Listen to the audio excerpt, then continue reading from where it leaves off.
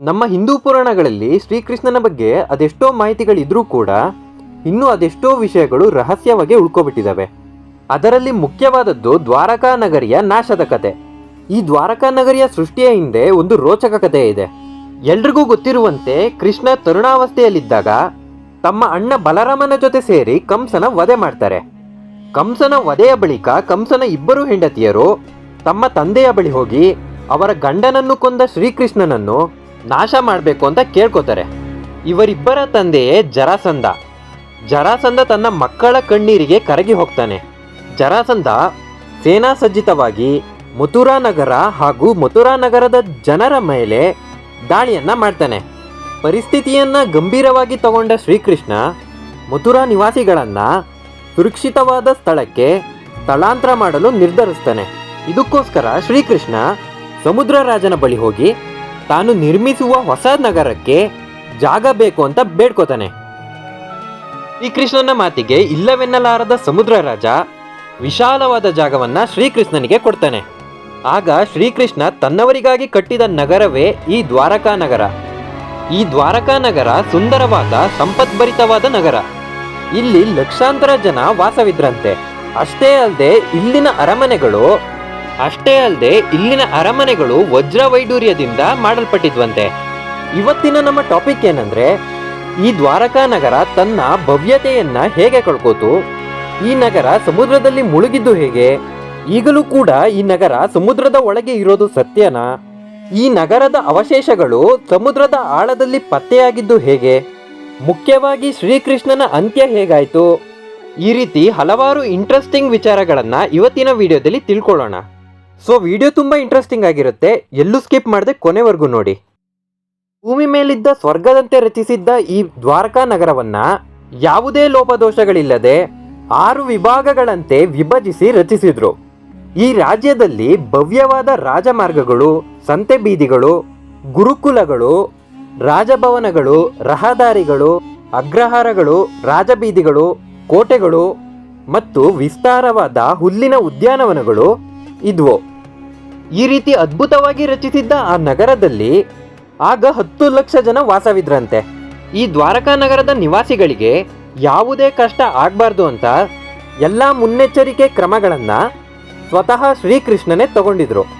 ದ್ವಾರಕಾ ನಗರದ ಜನರಿಗೆ ತೊಂದರೆ ಆಗಬಾರ್ದು ಅಂತ ಶ್ರೀಕೃಷ್ಣ ಭೀಮನಿಂದ ಜರಾಸಂಧನ ವಧೆ ಮಾಡಿಸ್ತಾರೆ. ದ್ವಾರಕಾ ನಗರದ ಮೇಲೆ ಇನ್ನು ಯಾವ ಕೆಟ್ಟ ದೃಷ್ಟಿನೂ ಬೀಳಲ್ಲ ಅಂತ ನಿಟ್ಟುಸಿರು ಬಿಡುತ್ತಿರುವ ಸಂದರ್ಭದಲ್ಲೇ ದ್ವಾರಕಾ ನಗರ ಒಂದು ಶಾಪಕ್ಕೆ ತುತ್ತಾಗುತ್ತೆ. ಈ ಶಾಪವನ್ನ ಕೊಟ್ಟಿದ್ದು ಬೇರೆ ಯಾರೂ ಅಲ್ಲ, ಕೌರವರ ತಾಯಿಯಾದಂತಹ ಗಾಂಧಾರಿ. ಹಸ್ತಿನಾಪುರದ ರಾಜ್ಯಕ್ಕಾಗಿ ಪಾಂಡವರು ಮತ್ತು ಕೌರವರ ಮಧ್ಯೆ ಕುರುಕ್ಷೇತ್ರ ಯುದ್ಧ ನಡೀತಾ ಇರುತ್ತೆ. ಈ ಯುದ್ಧದಲ್ಲಿ ಕೃಷ್ಣನ ನಾರಾಯಣಿ ಸೇನೆ ಕೌರವರ ಪಕ್ಷವನ್ನ ವಹಿಸಿದ್ರೆ ಶ್ರೀಕೃಷ್ಣ ಪಾಂಡವರ ಪಕ್ಷವನ್ನ ವಹಿಸಿರ್ತಾರೆ, ಅದು ಅರ್ಜುನನ ಸಾರಥಿಯಾಗಿ. ಈ ಘೋರ ಯುದ್ಧದಲ್ಲಿ ಕೊನೆಗೂ ಪಾಂಡವರಿಗೆ ಜಯ ಲಭಿಸುತ್ತೆ. ಈ ಯುದ್ಧದಲ್ಲಿ ಗಾಂಧಾರಿಯ ಎಲ್ಲ ಪುತ್ರರು ಮೃತಪಡ್ತಾರೆ. ತನ್ನ ಕಣ್ಣೆದುರೇ ತನ್ನ ಮಕ್ಕಳು ಈ ರೀತಿ ಸಾಯೋದನ್ನ ನೋಡಿದ ರಾಣಿ ಗಾಂಧಾರಿ ಶೋಕದಲ್ಲಿ ಮುಳುಗ್ತಾರೆ. ರಾಣಿ ಗಾಂಧಾರಿಯನ್ನು ಸಂತೈಸಲು ಶ್ರೀಕೃಷ್ಣ ಹೋಗ್ತಾರೆ.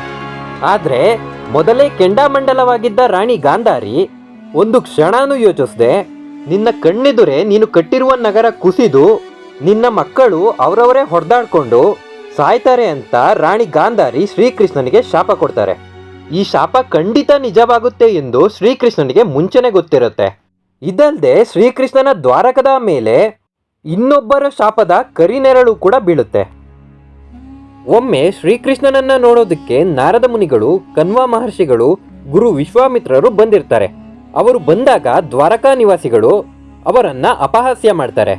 ಒಬ್ಬ ಹುಡುಗನಿಗೆ ಗರ್ಭಿಣಿಯ ಹಾಗೆ ವೇಷ ಧರಿಸಿ ಅವರ ಮುಂದೆ ತಂದು ನಿಲ್ಲಿಸಿ, ಇವನಿಗೆ ಗಂಡು ಮಗು ಜನಿಸುತ್ತೋ ಅಥವಾ ಹೆಣ್ಣು ಮಗು ಜನಿಸುತ್ತೋ ಎಂದು ತಮಾಷೆ ಮಾಡಿದಾಗ ಇವರ ಅಪಹಾಸ್ಯದಿಂದ ಕ್ರೋಧಿತರಾದ ಮಹರ್ಷಿಗಳು, ಇವನು ಒನಕೆಗೆ ಜನ್ಮ ನೀಡುವಂತಾಗ್ಲಿ, ಅದರಿಂದಲೇ ನಿಮ್ಮ ವಂಶ ನಾಶವಾಗ್ಲಿ ಎಂಬ ಶಾಪವನ್ನ ಕೊಡ್ತಾರೆ.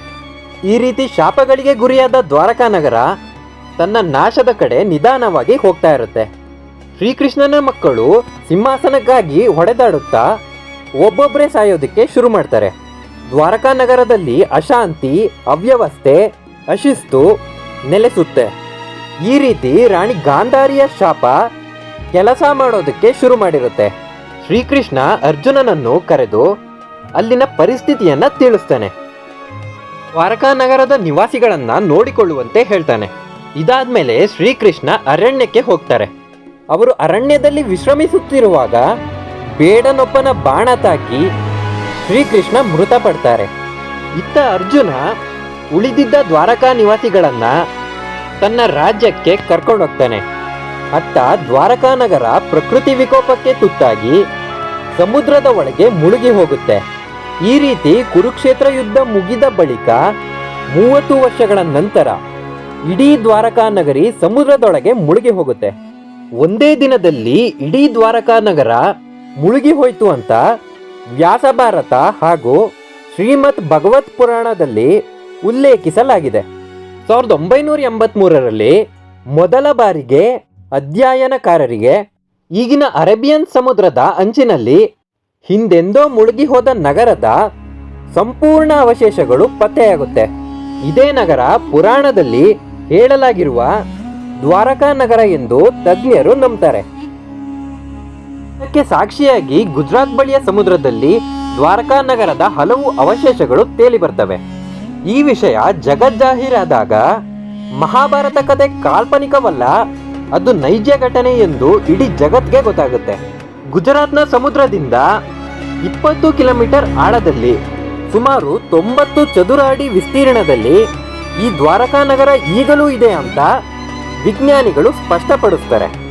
2001ರಿಂದ 2004ರವರೆಗೂ ಈ ದ್ವಾರಕಾ ನಗರದ ಸುತ್ತ ಸಂಶೋಧನೆ ಮಾಡಲಾಗುತ್ತೆ. ಈ ಸಂಶೋಧನೆಯಲ್ಲಿ ಅವರಿಗೆ ಹಲವಾರು ಸಾಕ್ಷಿಗಳು ಸಿಗ್ತವೆ. ಈ ನಗರದ ಫೋಟೋ ವಿಡಿಯೋಗಳನ್ನ ಜನರ ಮುಂದೆ ತಂದಿರ್ತಾರೆ. ಅಲ್ಲಿ ಸಿಕ್ಕ ಸ್ಯಾಂಪಲ್ಸ್ಗಳನ್ನ ಲಂಡನ್ನ ಆಕ್ಸ್ಫರ್ಡ್ ವಿವಿ, ಜರ್ಮನಿ ವಿವಿ ಈ ರೀತಿ ಹಲವು ಕಡೆ ಪರೀಕ್ಷೆ ಮಾಡಿದಾಗ ಗೊತ್ತಾಗಿದ್ದೇನೆಂದ್ರೆ ಮಹಾಭಾರತ ನಿಜವಾಗ್ಲೂ ನಡೆದ ಘಟನೆ. ಇದಾಗಿತ್ತು ಇವತ್ತಿನ ವಿಡಿಯೋ. ಮತ್ತಷ್ಟು ಇಂಟ್ರೆಸ್ಟಿಂಗ್ ವಿಚಾರಗಳೊಂದಿಗೆ ಮತ್ತೊಂದು ಹೊಸ ವಿಡಿಯೋದಲ್ಲಿ ಸಿಗ್ತೀವಿ. ವಿಡಿಯೋ ಇಷ್ಟ ಆಗಿದ್ರೆ ದಯವಿಟ್ಟು ಲೈಕ್ ಮಾಡಿ, ಹಾಗೆ ನಮ್ಮ ಚಾನೆಲ್ನ ಸಬ್ಸ್ಕ್ರೈಬ್ ಮಾಡ್ಕೊಳ್ಳಿ. ನಮಸ್ಕಾರ.